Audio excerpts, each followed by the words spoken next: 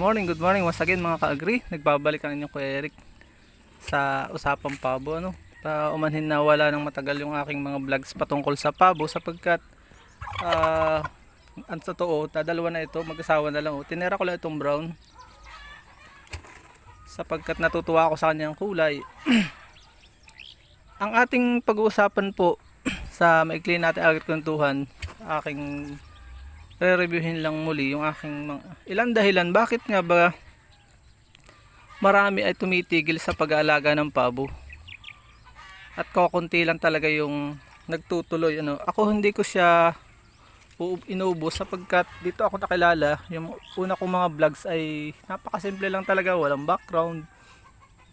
Ay dito tayo nagumpisa sa pabo kaya hindi ko siya inuubos. Ang unang dahilan po talaga, huwag natin patagalin natin kwentuhan, napakahirap po talagang magbuhay ng pabo kapag hindi mo alam yung sikreto. Napakamahal ng feeds na ginagamit ko. Pag yung 1 to 2 months, usually 1 month lang naman yung Purina pa 1,000, 100 I think, hindi ko na nalilimutan ko na yata, Purina. Para hindi siya kakunti kasi yung corn content niya, kaya hindi siya nag-i-invite ng guyam. Maraming namamatay kaya hindi tumatagal yung iba. Within 1 month na 1 to 2 months na nakagat ng guyam, patay po siya, namamatay yung mga sisiw. Kaya pag hindi mo alam yun, kaya kailangan po talaga itinataas yung bahay nila. Ako, kalimitan ay hindi ko pa dinanas yun parang ginagawa kong manok. Pero napadami ko din kasi ang inalagaan ko po yung resistant sa lahat ng pest. Yung black. Ito natuwala ako sa kulay niya dahil brown na brown. Bourbon red po yan kung tawagin. Bourbon red. Ngayon, ano pa ba yung mga ibang mga dahilan? Kalimitan yan. Nag-aaway ang mga pamilya dahil nasisira yung halaman. Kinakain yung halaman. Kaya kung ang ikalawang dahilan, pag walang pastulan, malawak na pastulan yung lumayos na.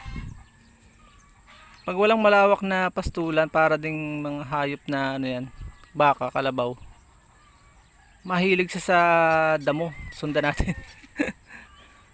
Tikulik. Yung tawag ko sa kanya. Tikulik. Oh, yan, bumalik. Dito na lang tayong kwentuhan.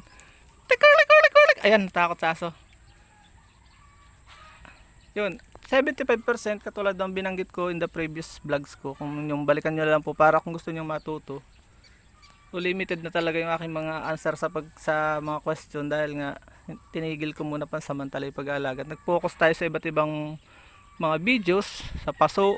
Meron po tayong paso.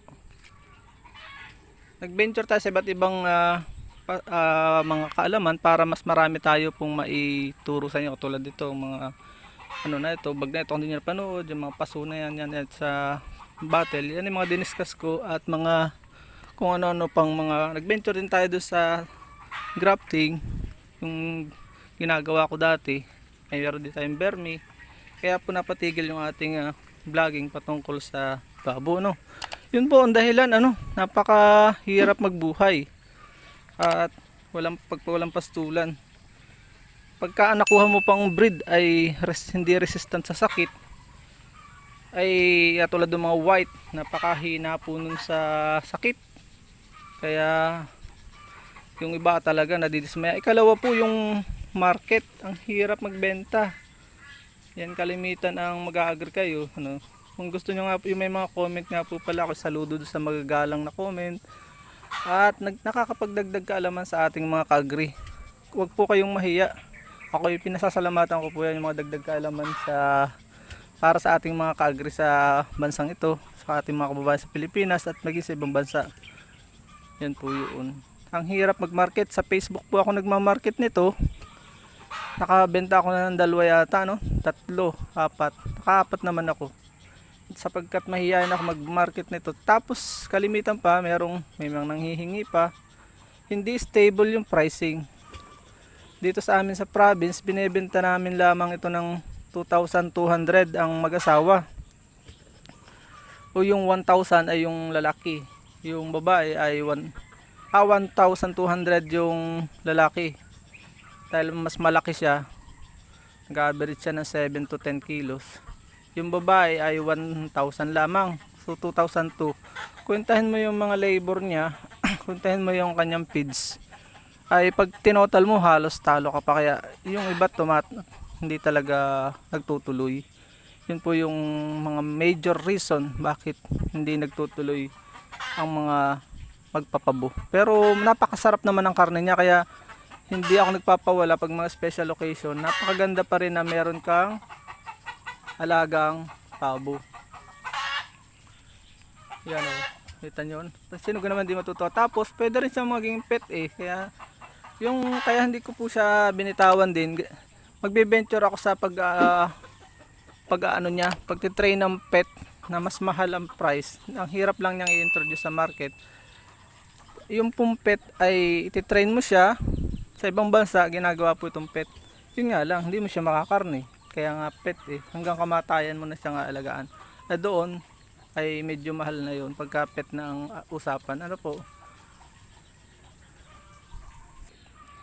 Isa pa sa dahilan kaya maraming tumitigil ay yung pest management.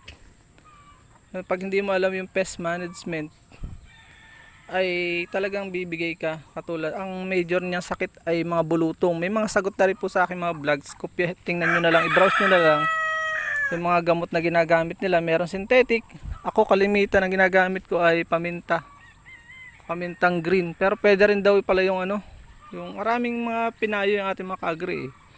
Pwedeng dinikdik na kakawati, papahid mo doon sa pero pag malala po talaga, yun nga sabi ko kanina, kahit malaki na, nalaglag yan.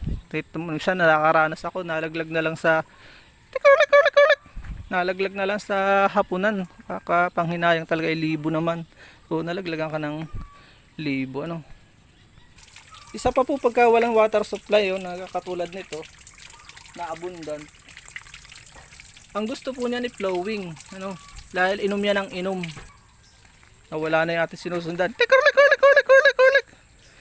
Yun po ang pantawag ko sa kanya. Yun po yung 4 na reason kaya hindi tumatagal ang ating mga ka-agri sa pag-aalaga ng pabo.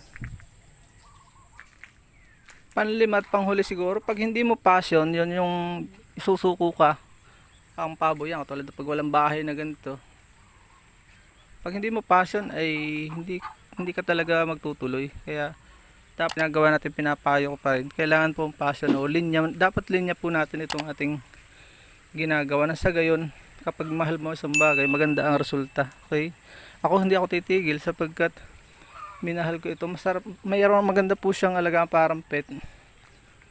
Medyo mahirap nga lang, kaya bawasan mo na lang kung yun lang po muna.